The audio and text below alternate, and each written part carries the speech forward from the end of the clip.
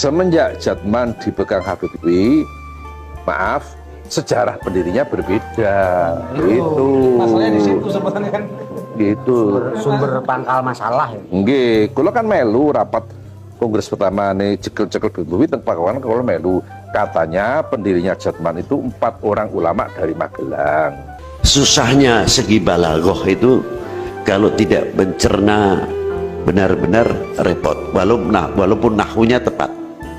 Kayak ada satu hadis, man ra'aitul munkara fayughayyiru yadi, man ra'aitul munkara fayughayyiru yadi, man ra'aitul munkara fayughayyiru yadi.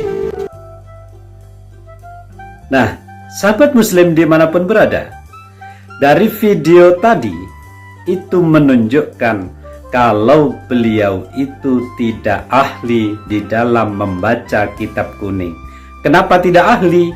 Seharusnya tidak boleh keliru di dalam hal yang semacam itu. Kalau orang ahli nahu, tidak boleh keliru. Man ro'a minkum mungkaron, karena ini adalah tatanan nahwu yang sudah masuk ke dalam pikiran. Kalau orang keliru dibaca man ra'aitul mungkaron, ini berarti ketidakfahaman terhadap nahwu dan shorab itu nampak. Seharusnya ini tidak boleh keliru. Man ra'a minkum mungkaron dibaca man ra'aitul mungkaro. Ini sungguh kesalahan yang sangat fatal di dalam derajat kesalahan orang-orang yang tidak mengerti ilmu nahwu. Kalau orang mengerti ilmu nahwu, kesalahannya tidak di situ. Kalau orang mengerti ilmu nahwu, kesalahannya tidak di situ. Menurut orang-orang pesantren, saya kira semacam itu. Sahabat muslim dimanapun berada, ini semua untuk menyadarkan pribumi bangsa Indonesia, khususnya orang-orang Nahdiyin, agar tidak tertipu oleh penampilan-penampilan doktrin-doktrin sang habaib selama ratusan di 100 tahun terakhir ini, sehingga kita tidak terus tergerus, terjajah, terdolimi semacam itu.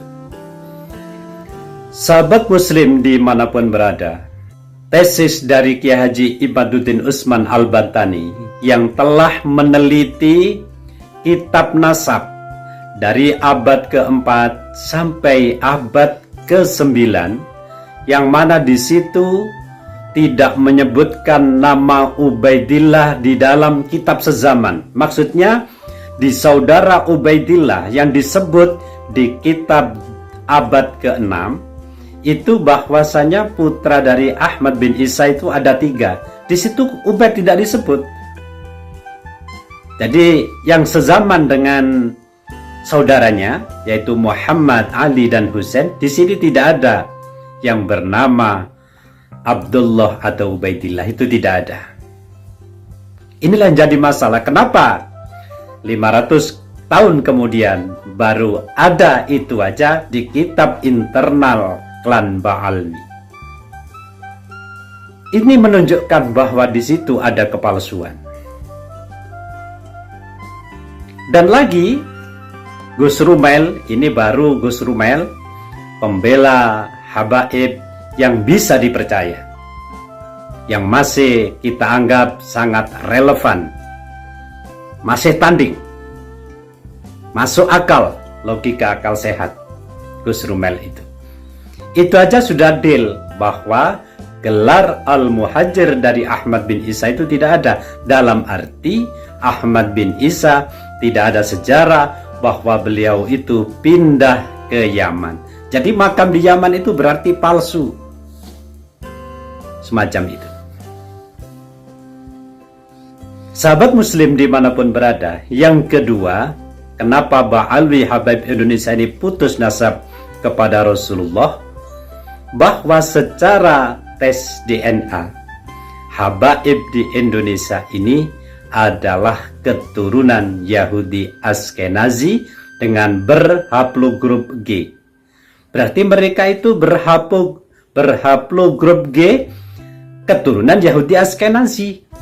kalau keturunan Rasulullah yang lain secara internasional seperti Said Zulfikar dan lain-lain, ini adalah J1, termasuk keturunan-keturunan Wali Songo yang sudah melakukan tes DNA, termasuk keluarga besar dari Pondok Pesantren Sidogiri dan keluarga Pondok Pesantren Genggong. Ini semua adalah keturunan Wali Songo yang mengarah kepada Syekh Abdul Qadir Al-Jilani, tidak lewat Ba'alwi. Sahabat Muslim yang dirahmati Allah, dengan kuasa Allah, NU masih terlindungi dari rongrongan Ba'alwi terhadap NU yang sudah ratusan tahun dilakukan. Dan pada hari ini, tahun 2024, oleh Allah dibuka semuanya, sehingga kita semua bisa bertindak bersama-sama untuk menyelamatkan NU dari rongrongan orang yang tidak bertanggung jawab. Dan bukan hanya itu, negara juga selamat. Pembelokan sejarah yang dilakukan, makam-makam palsu yang akhirnya dibaalwikan, yang mana nanti akhirnya mengklaim itulah nenek moyang kami sudah beratus-ratus tahun di situ. Makanya ada istilah Jawa itu adalah Tarim yang kedua, atau Jawa itu adalah miliknya ulama Tarim. Ya karena sudah banyak yang dibaalwikan dari makam-makam kuno. Itulah untuk mengklaim sebuah negara dengan cara memalsukan makam-makam sebagaimana dilakukan oleh Yahudi di Israel atau Yahudi Israel kepada warga Palestina. Sahabat Muslim yang dirahmati Allah, kalau kita mau jujur, sebenarnya sudah lama sekali pribumi Indonesia ini di bawah tekanan Ba'alwi. Semuanya serba takut.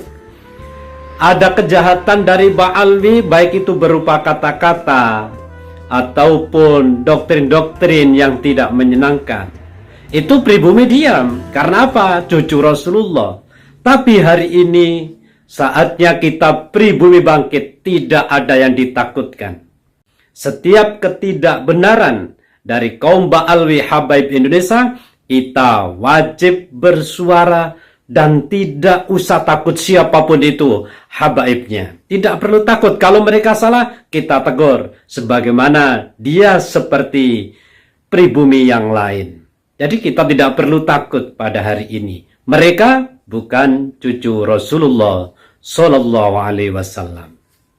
Sahabat Muslim dimanapun berada, sebenarnya sangat jelas bahwa habaib klan Ba'alwi di Indonesia ini benar-benar putus nasab kepada Rasulullah berdasarkan kajian kitab nasab dan berdasarkan kajian ilmiah tes DNA. Sahabat Muslim dimanapun berada, dengan mengerti dan memahami permasalahan ini, maka bagi semua sahabat Muslim, orang-orang Nahdiyin khususnya di Indonesia, kalau masih percaya bahwa habaib ini adalah keturunan Rasulullah, berarti telah mencangkokkan atau menasabkan orang Yahudi kepada Rasulullah Sallallahu Alaihi Wasallam. Sahabat Muslim dimanapun berada, marilah kita menjaga marwah Rasulullah dengan menyatakan kepada orang-orang dekat kita bahwa habaib di Indonesia klan Ba'alwi itu berdasarkan kajian kitab nasab dan berdasarkan kajian ilmiah tes DNA itu benar-benar putus nasab kepada Rasulullah Sallallahu Alaihi Wasallam. Wallahul muwafiq ila aqwamit thoriq. Assalamualaikum warahmatullahi wabarakatuh.